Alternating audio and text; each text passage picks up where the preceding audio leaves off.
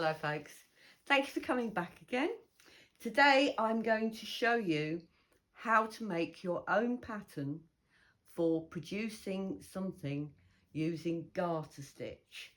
Now, last time I showed you how to do the knit stitch, and that produces a pattern called garter stitch, which is where the wiggly lines are on both on each side, so it's identical on each side.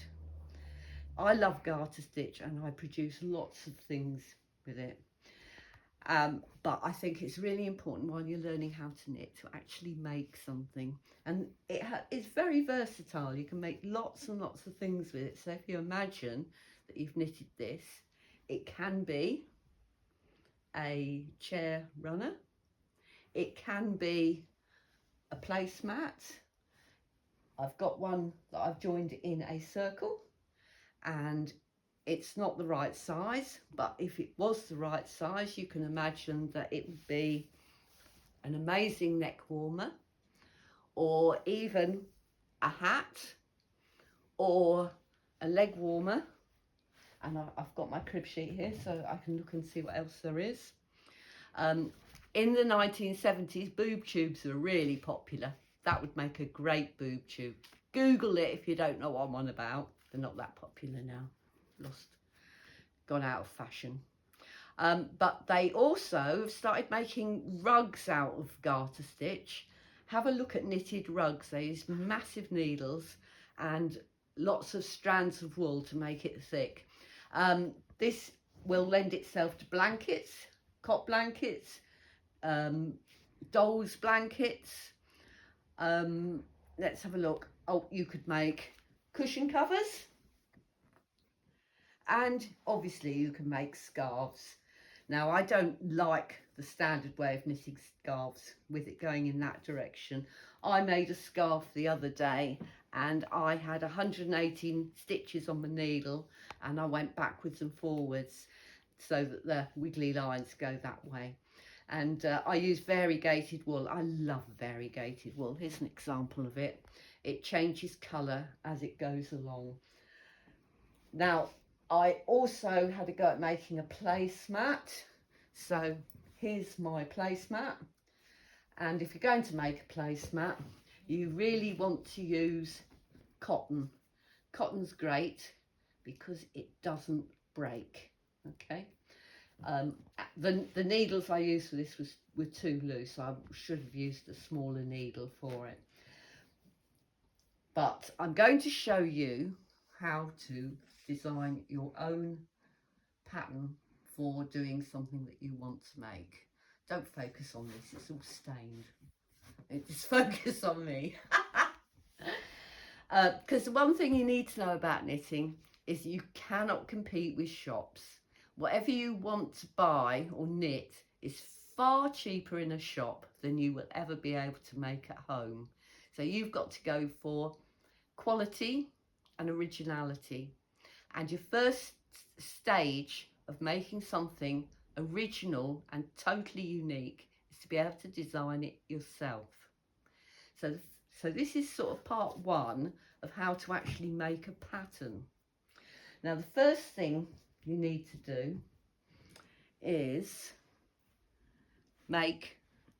obviously the first thing you need to do is to decide what you're going to make. Or, like me, I go into a wool shop and I see a ball of wool and I think, oh, I've got to have that. And then I get it home and I think, oh, I wonder what I can make with it. But let's assume you decide you're going to make something first. Go into the wool shop, choose yourself some wool, try and make it fit for purpose. So if you're making something like a placemat, you wouldn't want to use chunky wool.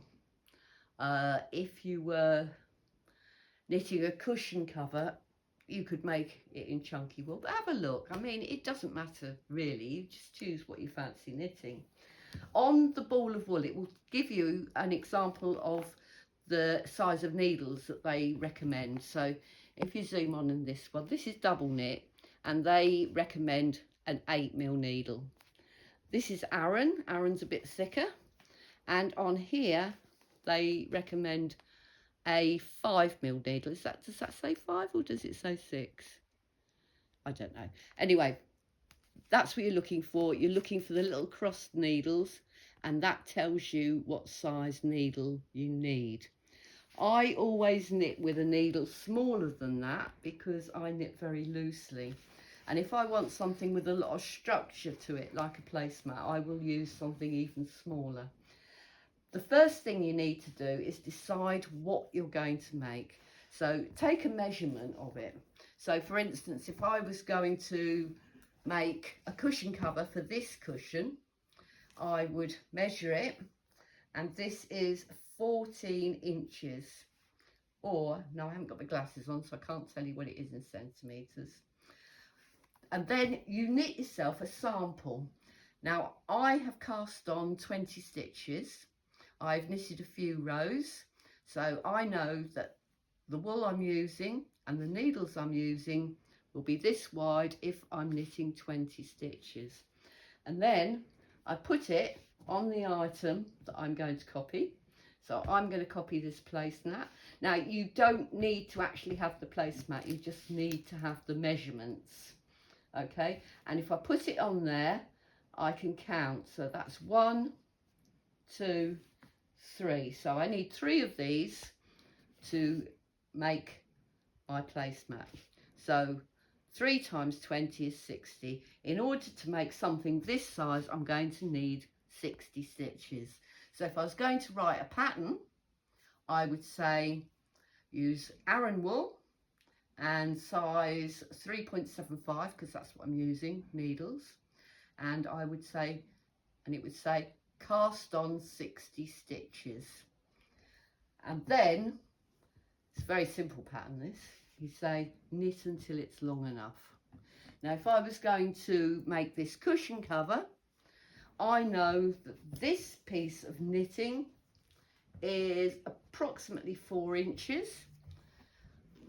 I've got 14 inches here, so 4 into 14 goes 3.5. So I know I would need 3.5 times 20, which is 70 stitches. So in order to make this cushion, I would need 70 stitches.